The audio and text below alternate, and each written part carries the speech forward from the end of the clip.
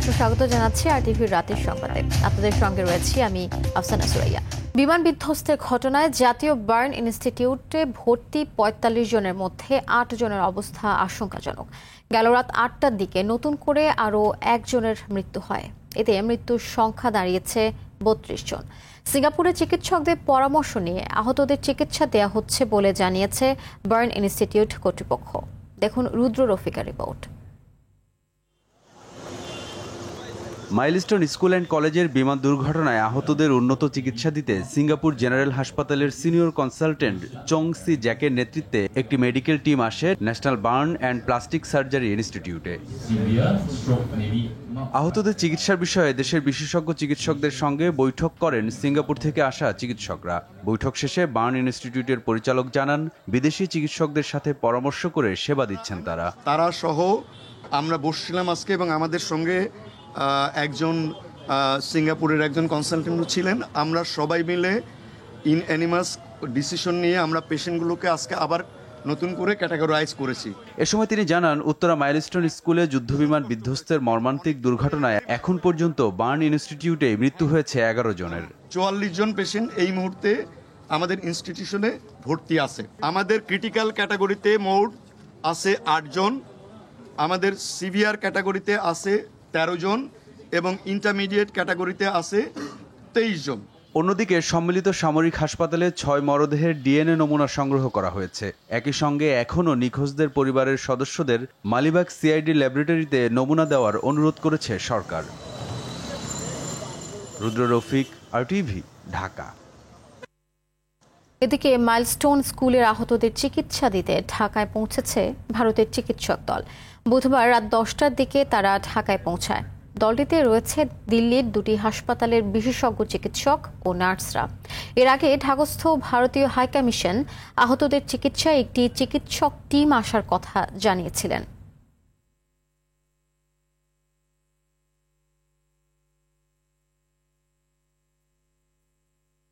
বিমান বিধ্বস্তের ঘটনায় milestone school and কলেজের কোনো শিক্ষার্থী নিখোঁজ নেই জানিয়ে কারোর সন্তানের খোঁজ না পেলে স্কুলে অভিযোগ করার অনুরোধ জানিয়েছে কর্তৃপক্ষ।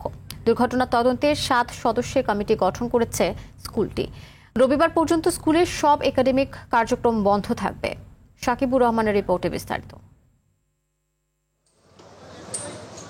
উত্তরার মাইলস্টোন স্কুল অ্যান্ড কলেজের ট্র্যাজেডির তৃতীয় দিনে সকাল থেকেই বন্ধ ছিল সব ফটক। তবে ঘটনাস্থলে ভিড় করেছেন শিক্ষার্থী ও অভিভাবকরা।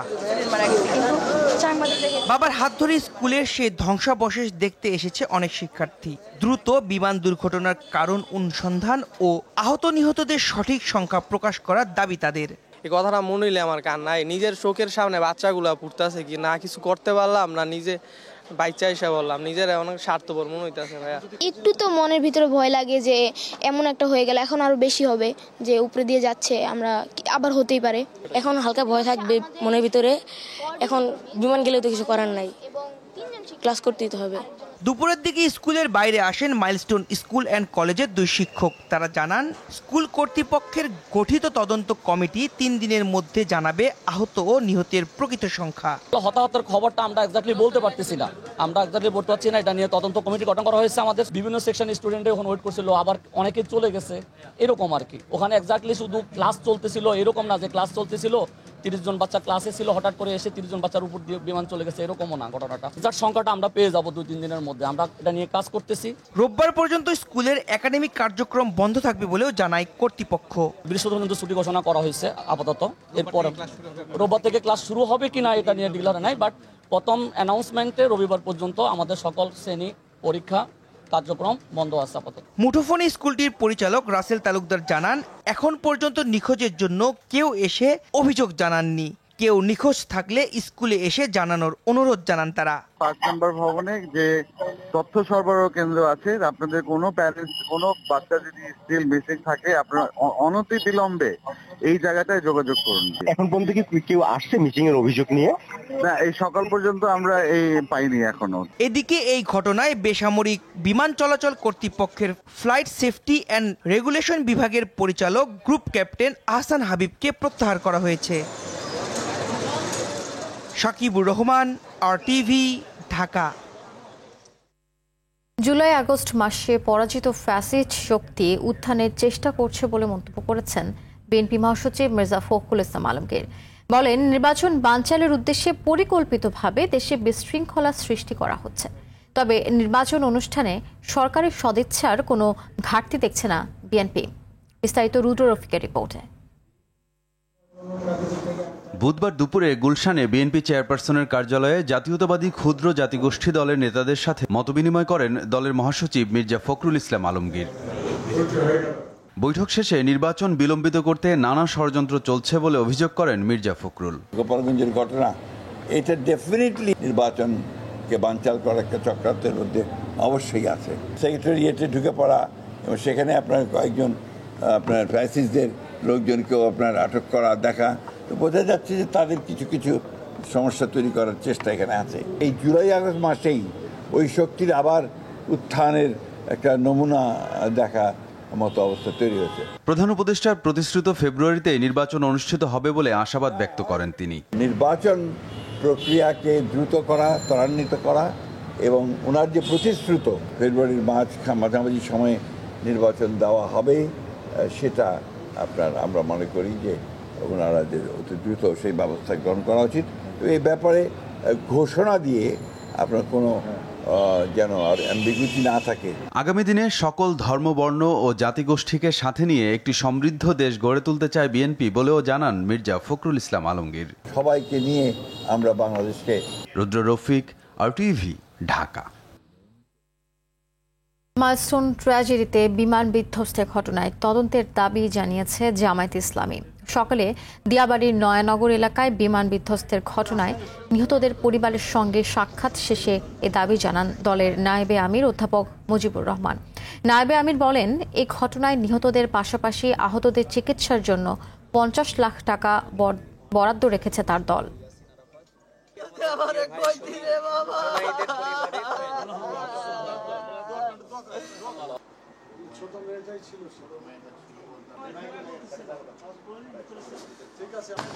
আজকে আমি এখানে 3টি কথা বলার চেষ্টা করব। একটি হচ্ছে, আল্লাহ তাআলা মানুষের হায়াত মতকে নির্ধারণ করে রেখেছেন, কে কখন কোথায় ইন্তেকাল করবে এটা ফয়সালা করে রেখেছেন। এটা আপনার আমার বলার বা চিন্তা করার কোনো সুযোগ নাই। আমাদের উচিত হবে যার ভাগ্যে যেটা আল্লাহ তাআলা রেখেছেন সেই ভাগ্যকে বরণ করে নিয়ে কিভাবে সেই সমস্ত আহত বা নিহত পরিবারগুলোকে আমরা সান্ত্বনা দিতে পারি এবং তাদের পাশে দাঁড়াতে পারি, এটা আমাদের দায়িত্ব। তারই বিএনপি জামায়াত সমর্থন করায় আপত্তি নেই, কিন্তু ফ্যাসিবাদী আওয়ামী লীগের সঙ্গে সখ্য গড়া বরদাস্ত করা হবে না বলে হুঁশিয়ার করেন এনসিপির দক্ষিণাঞ্চলের মুখ্য সংগঠক হাসনাত আব্দুল্লাহ। বিকেলে কুমিল্লা নগরীর টাউন হল মাঠে এনসিপির দেশব্যাপী জুলাই পদযাত্রা কর্মসূচির সমাবেশে প্রধান অতিথির বক্তব্যে তিনি এসব কথা বলেন। এ সময় দীর্ঘ লড়াইয়ের পথে ঐক্যবদ্ধভাবে কাজ করার আহ্বান জানান। এর আগে কুমিল্লায় জুলাই শহীদদের পরিবারের সঙ্গে মতবিনিময় শেষে শহীদ মাসুম মিয়ার কবর জিয়ারত করেন এনসিপির নেতারা।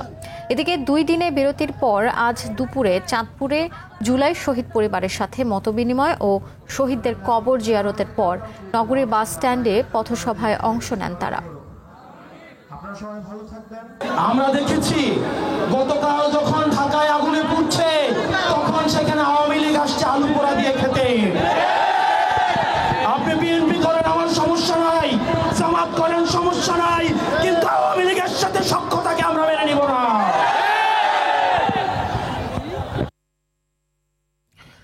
মতপার্থক্য থাকলেও ফ্যাসিবাদের বিরুদ্ধে রাজনৈতিক দলগুলোর ঐক্যকে আরও দৃশ্যমান করা দরকার বলে মনে করেন প্রধান উপদেষ্টা ডক্টর মোহাম্মদ ইউনূস। অন্যথায় পরাজিত শক্তি একে সুযোগ হিসেবে নেবে। রাজনৈতিক দলগুলোর সঙ্গে বৈঠকে এসব কথা বলেন প্রধান উপদেষ্টা। এ সময় আইন শৃঙ্খলা নিয়ন্ত্রণে আরও কঠোর হওয়ার আহ্বান জানান রাজনৈতিক দলের নেতারা। রাকিব হাসানের রিপোর্টে এর বিস্তারিত। বিএনপি, জামাত, এনসিপি, ইসলামী আন্দোলনের সাথে বৈঠকের পর রাষ্ট্র সংস্কার আন্দোলন, এবি পার্টি, গণসংহতি আন্দোলন সহ অন্যান্য 13টি রাজনৈতিক দলের প্রতিনিধিদের সঙ্গে সাম্প্রতিক ইস্যু নিয়ে আলোচনা করেন প্রধান উপদেষ্টা ডক্টর মোহাম্মদ ইউনূস।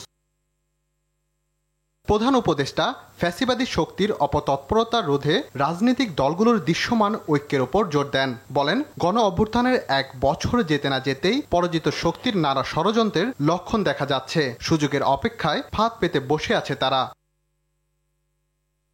ফ্যাসিবাদীদের বিরুদ্ধে রাজনৈতিক ও গণ ঐক্য অটুট রাখার বিষয়ে প্রধান উপদেষ্টার বক্তব্য সমর্থন জানান সবাই। আইন শৃঙ্খলা নিয়ন্ত্রণে সরকারকে আরও কঠোর হওয়ার আহ্বান জানান তারা।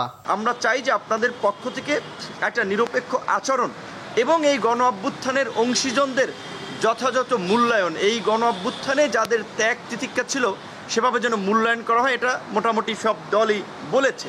বৈঠকে মাইলস্টোন বিমান দুর্ঘটনা, সচিবালয় আন্দোলন সহ সাম্প্রতিক ইস্যু নিয়ে আলোচনা হয়।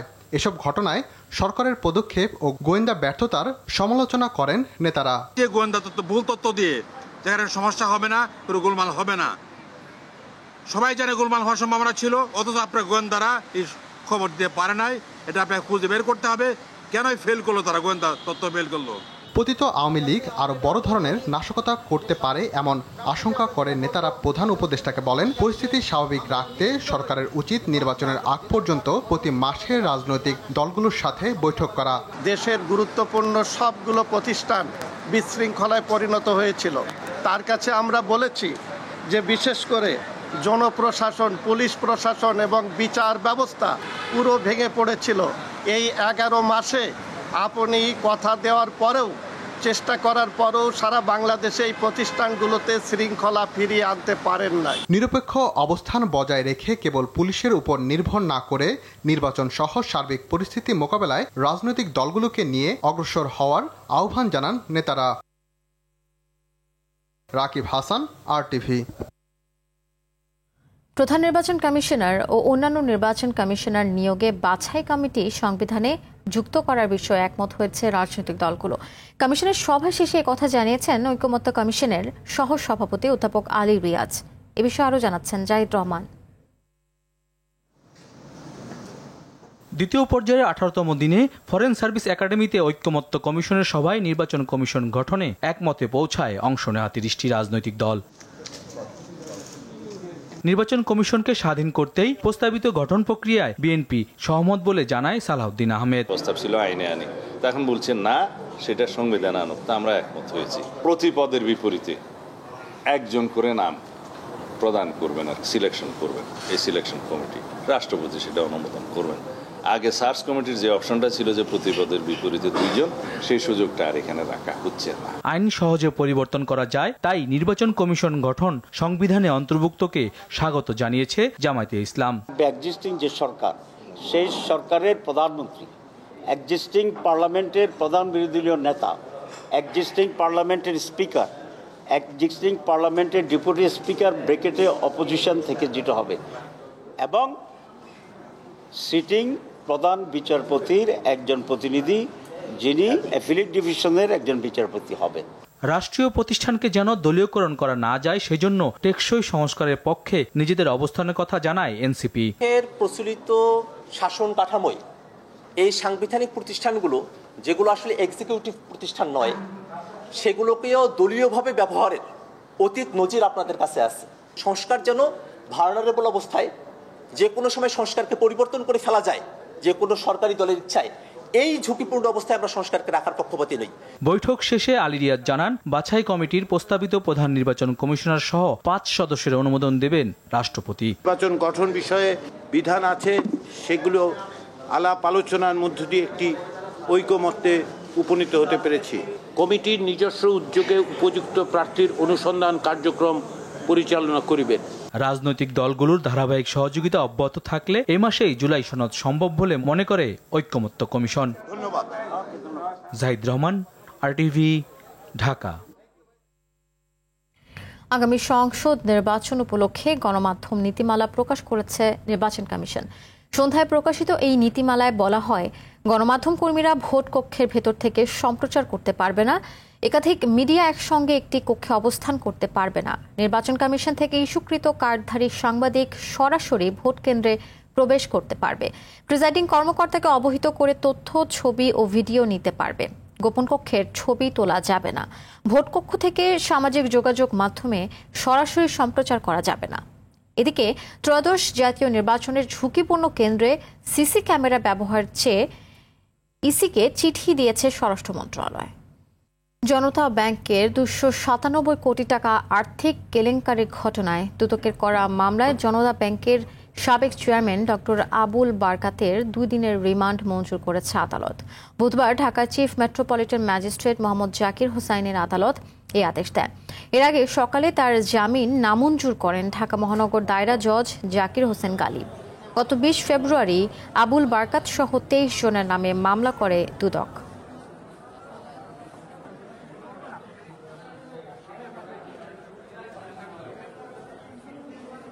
আমরা রাষ্ট্রপক্ষে তার 3 দিনের রিমান্ড প্রার্থনা করেছি।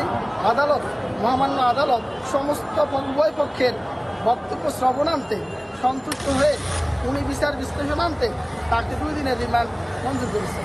মামলা যে তথ্য নিয়ে আসছে তার এগেন্স্টে এটা কতটুকু সাস্টেনেবল সময় বলে দেবে। আপাতত আমি বলছি কোনো ধরনের এলিগেশন, প্রপার এলিগেশন ছাড়াই সম্ভবত তাকে আজকে প্রসিকিউট করা হচ্ছে এবং ডিটেইন করা হচ্ছে।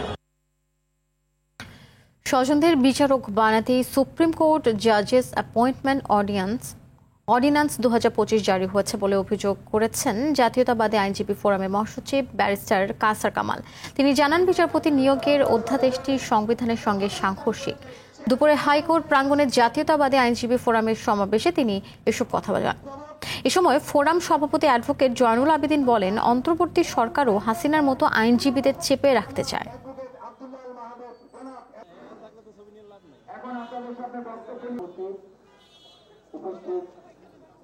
এই প্যানেল করা হয়েছে কারো ভাই, কারো বন্ধু, কারো চেম্বারের জুনিয়র, তাদেরকে বিচারক বানানোর জন্য। এই ধরনের নেপোটিজম যতটুকু হয়েছে দেশের মানুষ পছন্দ করছে না। নাটোরের বড়াই গ্রামে বনপাড়া হাটিকুমরুল মহাসড়কে ট্রাক মাইক্রোবাস মুখোমুখি সংঘর্ষে 8 জন নিহত হয়েছে। তাদের মধ্যে একই পরিবারের 7 জন। এদিকে ঝিনাইদহের কালীগঞ্জে 2টি পৃথক দুর্ঘটনায় 2 জন নিহত হয়েছে। এছাড়া যশোরের চলন্ত ভ্যানের চাকায় ওড়না পেঁচিয়ে মৃত্যু হয় এক যাত্রীর। প্রতিনিধিদের পাঠানো প্রতিবেদনে জানাচ্ছেন আব্দুল হামিদ। বুধবার সকালে নাটোরের আড়াইমারির তরমুজ পাম্প এলাকায় বিপরীত দিক থেকে আসা সিমেন্ট বোঝাই ট্রাকের সঙ্গে মুখোমুখি সংঘর্ষ হয় একটি মাইক্রোবাসের। মেহেরপুর থেকে সিরাজগঞ্জ যাচ্ছিলেন যাত্রীরা। মুহূর্তের মধ্যেই দুমড়ে মুচড়ে যায় গাড়িটি। ঘটনাস্থলে নিহত হন 5 জন। পরে চিকিৎসাধীন অবস্থায় মৃত্যু হয় আরও 2 জনের। প্রাথমিক যেটা আমাদের স্পটে এসে যেটা মনে হচ্ছে, মূলত ট্রাকটাই তার রং লেনে পরিবর্তন করে আসার কারণে মূলত মুখোমুখি মাইক্রোবাসের সাথে সংঘর্ষ হয়েছে আমাদের মনে হচ্ছে। 5 জন স্পটে মারা গেছে, 1 জন হাসপাতালে, আর বাকি 3 জনও গুরুতর অবস্থা আছে। তাদেরকে আমরা জেলা পুলিশ থেকে অ্যাম্বুলেন্স সরবরাহ করছি। তাদেরকে যদি উন্নত চিকিৎসার জন্য ঢাকা নিতে হয় অথবা অন্য কোথাও স্থানান্তর করতে হয় সেটা করা হবে। ঘটনাস্থল থেকে দুর্ঘটনা কবলিত ঘাতক ট্রাকটি জব্দ করেছে পুলিশ, তবে পালিয়ে গেছে ট্রাক চালক। এদিকে ঝিনাইদহের কালীগঞ্জে রেল ও সড়কপথে পৃথক দুর্ঘটনায় নারীসহ 2 জন নিহত হয়েছেন। ট্রেনে কাটা পড়ে নিহত নারীর নাম আমচি, তিনি মানসিক প্রতিবন্ধী ছিলেন। অন্যদিকে কোটচাঁদপুরে সড়ক দুর্ঘটনায় নিহত হন রুহুল আমিন নামের একজন। যশোরে চলন্ত ভ্যানে ওড়না পেঁচিয়ে গলায় ফাঁস লেগে মনিরা খাতুন নামের এক গৃহবধূর মৃত্যু হয়েছে। সদর উপজেলার চানপাড়া গ্রামে এই ঘটনা ঘটে। আব্দুল হামিদ, RTV। বাংলাদেশের পণ্যের উপর মার্কিন যুক্তরাষ্ট্র যে পাল্টা শুল্ক আরোপ করেছে সে হার কিছুটা কমার আশা করছেন অর্থ উপদেষ্টা ডক্টর সালেউদ্দিন আহমেদ। তিনি বলেন, আলোচনা করতে আগামী 1 আগস্টের আগেই একটি প্রতিনিধি দল নিয়ে যুক্তরাষ্ট্রে যাবে। সচিবালয়ের সরকারি ক্রয় সংক্রান্ত উপদেষ্টা পরিষদ কমিটি এবং অর্থনৈতিক বিষয় সংক্রান্ত কমিটির বৈঠক শেষে একথা জানান। উপদেষ্টা বলেন, 1.5 লাখ টন সার আমদানির অনুমোদন দেয়া হয়েছে। LNG আমদানিরও অনুমোদন দেয়া হয়েছে বৈঠকে।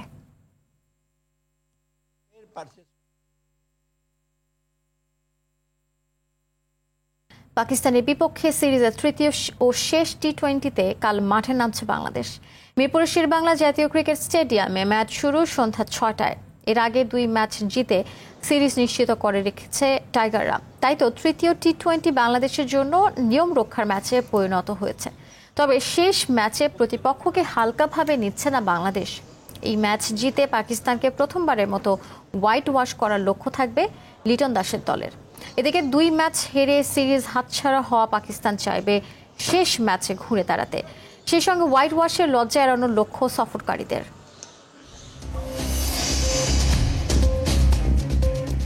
দর্শক, রাতের সংবাদ এ পর্যন্তই। মধ্যরাতের সংবাদ 1টায় দেখার আমন্ত্রণ রইল। ধন্যবাদ সবাইকে।